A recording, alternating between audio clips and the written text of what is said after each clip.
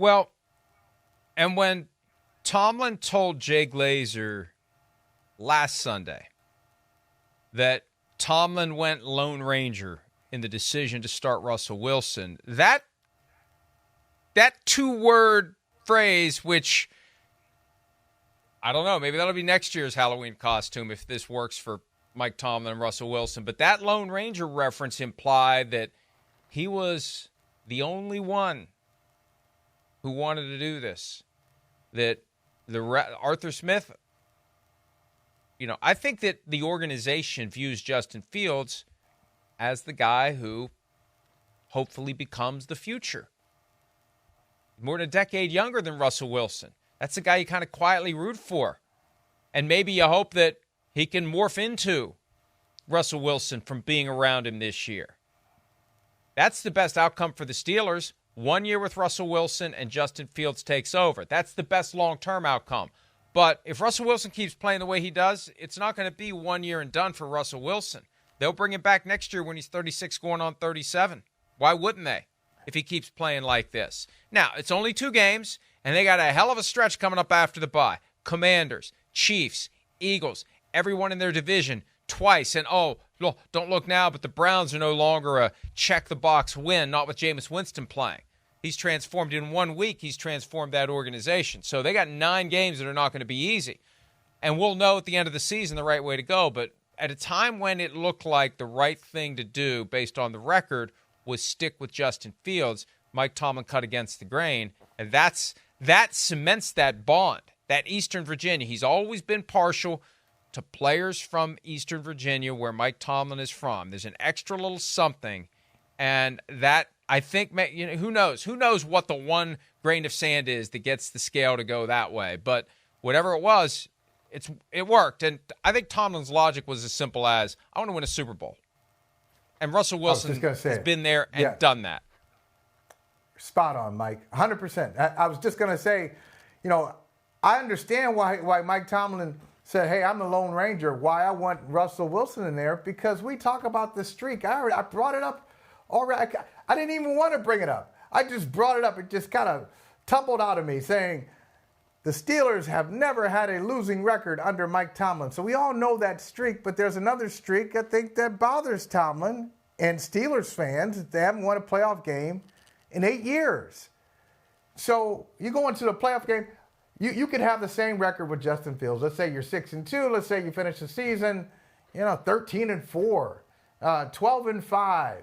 And you go into a playoff game, do you feel better about Justin Fields as your quarterback going to a playoff game, or do you feel better about Russell Wilson? And if you're Mike Tomlin, you say, I'm going to take my chances with Russell Wilson in the future. I have a lot of respect for the kid. He'll be here next year. Hopeful. We're hopeful that he'll be here next year. But right now, I got to win because it's been a long time since we've had some success in the playoffs. Let's hear a little bit from Mike Tomlin and Russell Wilson after last night's game as Wilson knocks off some of the rust because he hadn't played at all until we saw him last Sunday night against the Jets. Here they are. I just thought he didn't need to warm up to it, a little less rust than the week before, but I'm not surprised by his capabilities. I felt more fluid, you get, I haven't really missed many games in my lifetime, and you miss 5-6 games, you just okay, all right, gotta get your rhythm. And the last game, the first game, I felt like we had a great rhythm. The first drive, second drive, we had some things there, and then third and fourth drives we're like and that's just ball sometimes. It's not it's not easy every possession, especially when you're going against good teams, and so you just respond. I think the most important thing is just response. It's just a relentless belief in one another, a relentless faith and understanding that, this game is a process. Each drive, it tells a story, and each game tells a different story, and you got to be able to adjust and move and respond. And I think that's the part about these kind of games. I think as you go on in the season, as we get down the road, each game is going to continue to be a heavyweight fight. And the thing about heavyweight fights is you got to respond. That's one of his other superpowers that doesn't get the credit it deserves.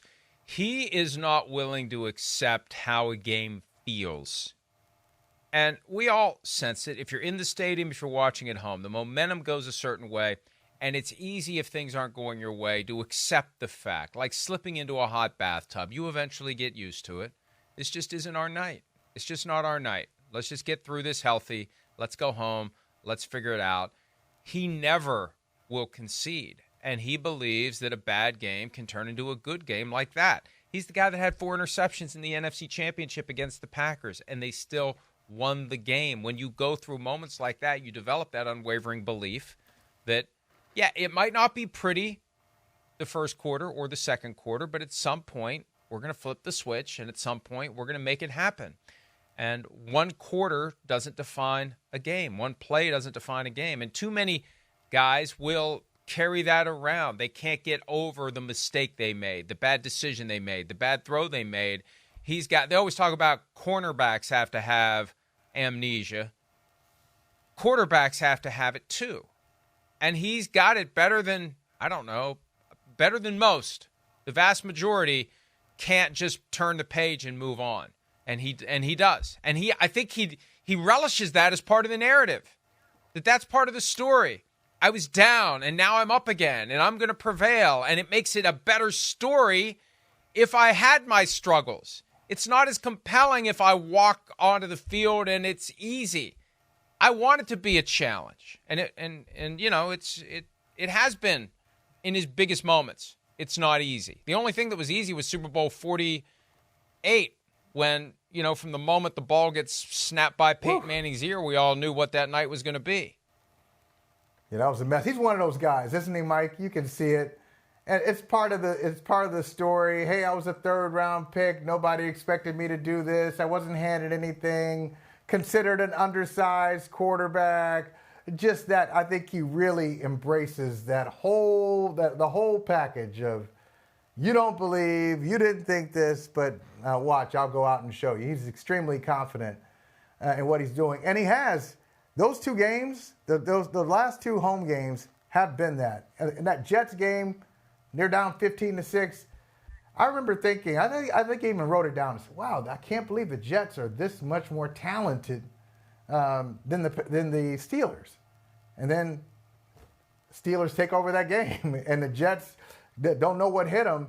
And then last night, I'm watching it, and I think Troy Aikman said it on the broadcast. He said, I'm impressed by the Giants. I'm really surprised that they're able to move the ball like this on the Steelers. And it was a close game, and then big play from Austin the third, and then the touchdown catch from Austin.